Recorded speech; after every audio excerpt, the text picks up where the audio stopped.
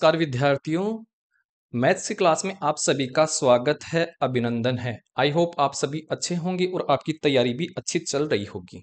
पिछली क्लास में हमने 105 क्वेश्चन तक कर लिया था। अब चलते हैं 106 नंबर क्वेश्चन पर। 106 नंबर का क्वेश्चन हमारे पास है। ये बोल रहा है क्या कि 25 प्राकृत संख्याओं का औसत 132 है। प्रत्येक संख्या में k से भाग दिया जाता है, उसके बाद प्रत्येक संख्या में 18 जोड़ दिया जाता है, तो नया औसत 30 हो जाता है। k का मान बताइए। तो 25 संख्या हैं और इनका औसत कितना कितना है, 132 132 है। अर्थात प्रत्येक संख्या के पास 132 132 मान है। औसत का मतलब ये है। अब ये क्या बोल रहा है कि प्रत्येक संख्या में कैसे भाग दिया जाता है। तो प्रत्येक संख्या के पास मान 132 था, इसमें कैसे भाग दिया गया, फिर इसमें 18 जोड़ दिया गया। ऐसा करने पर नया औसत आ गया है 30। देखिए 18 को इस तरफ भेजेंगे तो माइनस का हो जाएगा, तो 30 में से 18 गया तो आ गया है 12। फिर 12 से के इस तरफ गुणा हो जाएगा तो कितना हो गया है 132 बराबर 12 के। ठीक है, 12 का भाग 132 में देंगे तो 11 आ गया है। तो के का मान हमारे पास कितना आ गया है 11। और के का मान ही हमें पूछा है कि के का मान कितना है। देखिए यहां पर मिस प्रिंटिंग हो गई है ना। तो आपका के का मान 11 आ गया है। अगला क्वेश्चन देखिए। अगला हमारे पास क्वेश्चन है 107 नंबर का। 10 प्राकृत संख्याओं का औसत 40 है। पहली संख्या में 60 जोड़ दिया जाए तो नया औसत क्या होगा। तो 10 प्राकृत संख्या है, इनका औसत 40 है। औसत का मतलब होता है प्रत्येक संख्या के पास 40 40 मान है। अब पर्सन में बोल रहा है कि पहली संख्या में 60 जोड़ दिया जाए। तो पहली संख्या में 60 जोड़ रहा है, तो इस 60 को 10 में बराबर रूप से बांट लो, तो 10 का भाग दे दो, तो कितना आया है 6। अर्थात प्रत्येक संख्या में 6 6 की वृद्धि हो रही है। तो नया औसत क्या हो जाएगा, तो पहले औसत 40 था, अब 6 की वृद्धि हो रही है, तो 6 जोड़ दो, तो नया औसत कितना हो गया है 46 हो गया है। ठीक है, ऑप्शन नंबर कौन सा हो गया है, 2 हमारा आंसर हो गया है। अगला क्वेश्चन देखिए। अगला हमारे पास क्वेश्चन है 108 नंबर का। 10 प्राकृत संख्याओं का औसत 40 है। पहली संख्या में 50 जोड़ दिया जाए, दूसरी संख्या में 60 जोड़ दिया जाए, तीसरी संख्या में 25 घटा दिया जाए, तो नया औसत क्या हो जाएगा। तो टोटल कितने की कमी या वृद्धि हो रही है पहले वो निकाल लो। तो देखिए पहले देखिए 10 संख्याओं का औसत हमें दे रखा है 40। औसत का मतलब होता है प्रत्येक संख्या के पास 40 40 मान है। अब ये जोड़ रहा है घटा रहा है, तो हम देख लेंगे कि टोटल कमी या वृद्धि कितने की हो रही है। तो पहली संख्या में 50 जोड़ रहा है, फिर दूसरी संख्या में 60 जोड़ रहा है, तीसरी संख्या में घटा रहा है, तो माइनस कर दो 25 से। जब इनको हल करेंगे तो आ गया है 85। अब जो ये 85 है, 85 को कितनी संख्या में बराबर रूप से बांटेंगे 10 में, तो 10 का भाग दो, तो कितना हो गया है 8.5। तो देखिए पहले प्रत्येक संख्या के पास 40 40 मान था, अब प्रत्येक संख्या को 8.5 और दे दो, तो कितना हो गया नया औसत। तो 40 में प्लस 8.5 जोड़ देंगे तो हो गया है 48.5। तो नया औसत आ गया है 48.5। ऑप्शन नंबर 3 हमारा आंसर हो गया है। अगला क्वेश्चन देखिए 109 नंबर का। 40 प्राकृत संख्याओं का औसत 85 है। प्रथम 15 संख्याओं में से प्रत्येक को 10 घटा दिया जाए और अंतिम 25 संख्याओं में से प्रत्येक को 20 बढ़ा दिया जाए, तो नया औसत क्या होगा। तो 40 संख्या है, इनका औसत 85 है। औसत का मतलब होता है प्रत्येक संख्या के पास बराबर मान है। ये बोल रहा है प्रथम 15 संख्याओं में 10 घटा दिया गया है, तो कितना घटा है टोटल। तो घटा रहा है तो माइनस का चिन्ह लगा दो, तो 15 संख्या है, प्रत्येक में 10 घटा रहा है, तो टोटल कितना घट गया। तो 10 से गुणा कर दो, कितना घट गया टोटल, माइनस 150 घट गया है। माइनस का चिन्ह इसलिए लगा रहे हैं क्योंकि ये माइनस कर रहा है। अब ये क्या बोल रहा है 25 संख्या है, तो 25 संख्या है, प्रत्येक में 20 बढ़ा रहा है, तो 20 बढ़ा रहा है, तो 20 से गुणा कर दो, टोटल कितना बढ़ गया है, ये बढ़ गया है 500। तो ये 500 है प्लस के ये 150 है, तो 500 में से 150 निकाल दो, तो कितना हो गया है, ये हो गया 350। मतलब 350 मान की वृद्धि हो गई है 40 संख्याओं में, है ना। तो इस 350 को 40 संख्या में बराबर रूप से बांट दें, तो 40 का भाग दे दो, तो 0 से 0 कट गया है, 832.75, ये आ गया है 8.75। पहले प्रत्येक संख्या के पास 85 85 मान था, अब प्रत्येक संख्या को 8.75 मान और दे दो तो नया औसत क्या हो जाएगा, तो 85 में प्लस 8.75 जोड़ देंगे तो नया औसत आ जाएगा 53.75। ठीक है, ऑप्शन नंबर एक हो गया है आंसर। अगला क्वेश्चन देखिए, अगला क्वेश्चन है 110 नंबर का। 10 प्राकृत संख्याओं का औसत 40 है। पहली संख्या में 1, दूसरी संख्या में 2, तीसरी संख्या में 3, चौथी संख्या में 4 जोड़ दिया जाए और यह प्रक्रिया इसी प्रकार से जारी रखा जाए तो नया औसत क्या होगा। तो 10 प्राकृत संख्या है और उनका औसत 40 है। औसत का मतलब होता है प्रत्येक संख्या के पास 40 वैल्यू है, मान है। ये बोल रहा है पहली संख्या में 1, दूसरी संख्या में 2, तीसरी संख्या में 3, इसी प्रकार से किया जाए और 10वीं संख्या में 10 जोड़ दिया जाए, ऐसा बोल रहा है। तो हम क्या करेंगे, 1 से लेकर के 10 तक की संख्याओं का योग निकालेंगे। तो योग निकालने का हमारे पास फॉर्मूला क्या होता है, n गुणा n प्लस 1 और बाई 2। ये है n का मान कितना है, तो लास्ट में कितनी संख्या है, 10 है।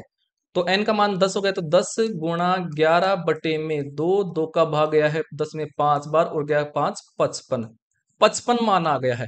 इस 55 को कितनी संख्या है, 10, 10 संख्या में बराबर रूप से बांट दो तो 55 बटे 10 तो कितना आ गया है, 5.5। तो एक संख्या के मान में 5.5 की वृद्धि हो रही है। पहले प्रत्येक संख्या के पास मान कितना था, 40, तो अब नया मान कितना हो जाएगा, तो 40 में 5.5 जोड़ दो तो कितना हो गया है, 45.5। तो नया औसत आ गया है 45.5। ऑप्शन नंबर 2 हो गया हमारे पास आंसर। अगला क्वेश्चन देखिए, अगला हमारे पास क्वेश्चन है 111 का। 10 प्राकृत संख्याओं का औसत 40 है। पहली संख्या में 1, दूसरी संख्या में 3, तीसरी संख्या में 5 जोड़ दिया जाए और यह प्रक्रिया इसी प्रकार से जारी रखा जाए तो नया औसत क्या होगा। तो 10 संख्या है, उनका औसत 40 है। औसत का मतलब होता है प्रत्येक संख्या के पास मान 40 है। ये बोल रहा है पहली संख्या में 1, दूसरी संख्या में 3, तीसरी संख्या में 5, इसी प्रकार से किया जाए। तो ये क्या है, 1 3 5, ये विषम संख्या है। तो हमें 10 तक की विषम संख्याओं का योग निकालना है। तो योग निकालने का फॉर्मूला हमारे पास होता है एन स्क्वायर। एन का मान कितना है, तो 10 संख्या हो जाएंगी विषम, क्योंकि यहाँ पर 10 है ना, तो 10 संख्या ही विषम होंगी, 10वीं संख्या में हो जाएगा। तो एन का मान 10 हो गया, तो 10 का स्क्वायर हो गया है। तो 10 गुणा 10 कितना हो गया है, 100। तो इनका योग 100 आ गया है। इस 100 को हमें 10 संख्या में बराबर रूप से बांटना है। तो 100 में 10 का भाग दे दो तो कितना आया है, 10। तो प्रत्येक संख्या को 10 10 दे दो। अब पहले कितना कितना था, 40 है। तो 40 पहले था, 10 10 10 की अब वृद्धि हो गई तो नया औसत कितना हो गया है, 50 50। अर्थात प्रत्येक संख्या के पास 50 50 मान आ गया है। औसत का मतलब ये हो गया है। ऑप्शन नंबर 4 हमारा आंसर हो गया है। अगला क्वेश्चन देखिए, अगला हमारे पास 112 क्वेश्चन 112 नंबर का है। 10 प्राकृत संख्याओं का औसत 40 है। पहली संख्या में 2, दूसरी संख्या में 4, तीसरी संख्या में 6 जोड़ दिया जाए और यह प्रक्रिया इसी प्रकार से जारी रखा जाए तो नया औसत क्या होगा। तो 10 संख्या है, उनका औसत 40 है। औसत का मतलब होता है जो 10 संख्या है प्रत्येक के पास 40 40 मान है। ये बोल रहा है पहली संख्या में 2, दूसरी संख्या में 4, तीसरी संख्या में 6, इसी प्रकार से जोड़ा जाए।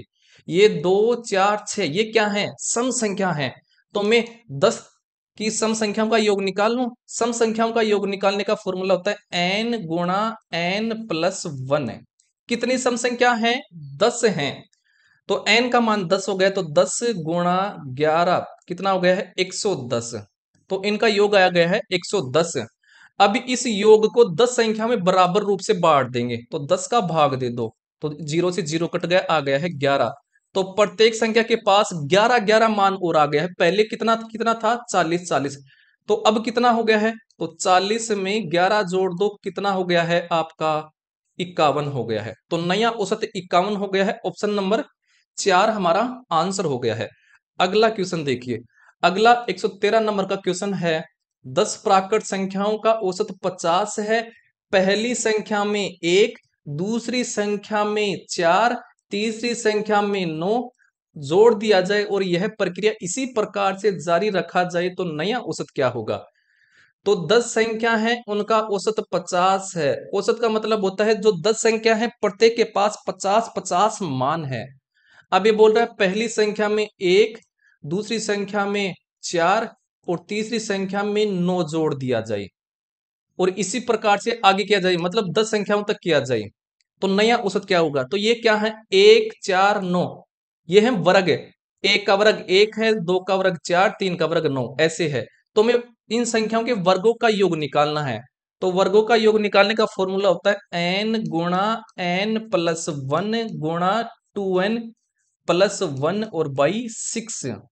n का मान कितना है? तो 10 संख्या है तो 10 हो गया है n का मान। तो 10 गुणा 10 रे 11 गुणा 10 दूनी 20 रे 21 बटे में 6। 2 का भाग जा रहा है 5 बार, 2 का भाग जा रहा है 3 बार, 3 का भाग जा रहा है इसमें कितनी बार? 7 बार। तो हमारे पास कितना आ गया है? ये आ गया है हमारे पास 51।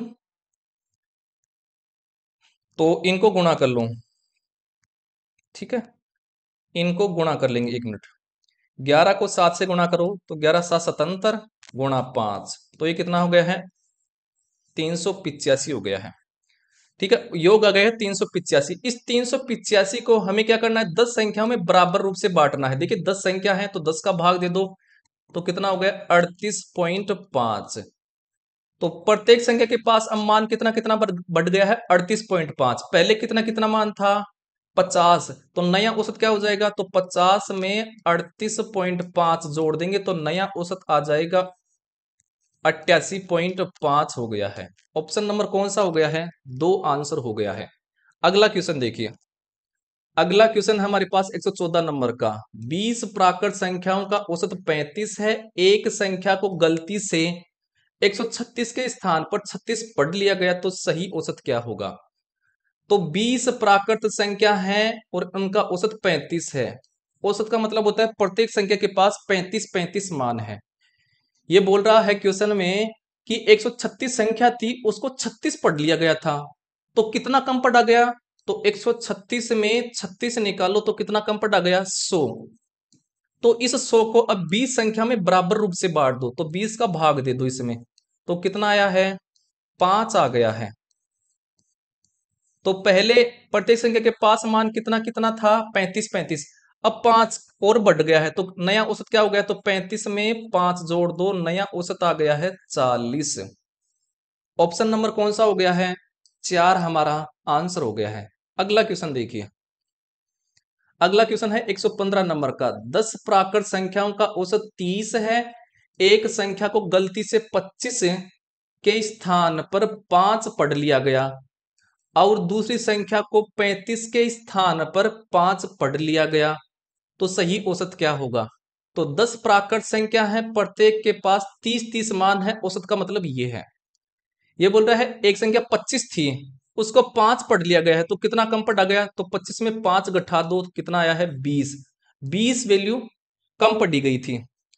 दूसरी संख्या 35 थी, उसको क्या कितना पढ़ा गया? 5। तो कितना कम लिया गया वैल्यू? तो 5 घटा दो तो कितना आया है? 30। अब इन दोनों को जोड़ लो तो कितना आया है? 50।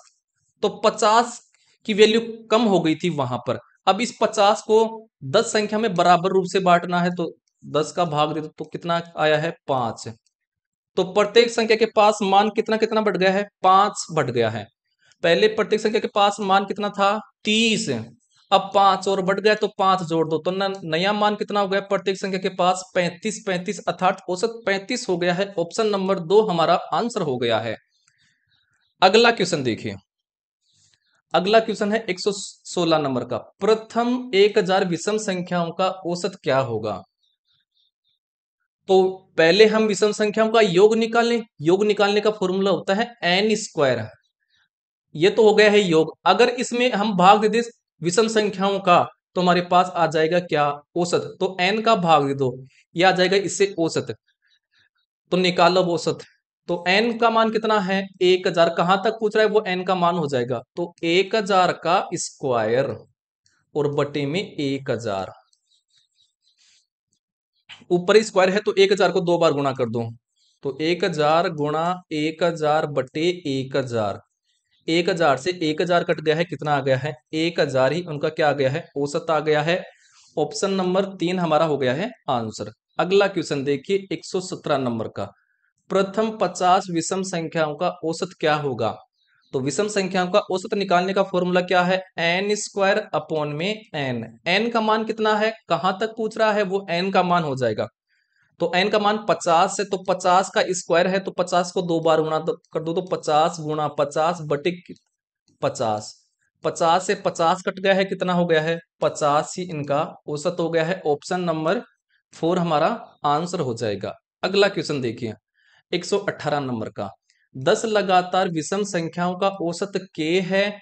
यदि इसमें अगली दो संख्या जोड़ दी जाए तो नया औसत क्या होगा?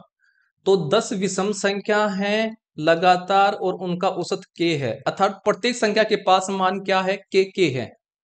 यदि इसमें अगली दो संख्या जोड़ दी जाए, तो संख्या जोड़ेंगे, विषम संख्या में विषम संख्या जोड़ेंगे, तो एक संख्या जोड़ने पर औसत में एक की वृद्धि हो रही होगी।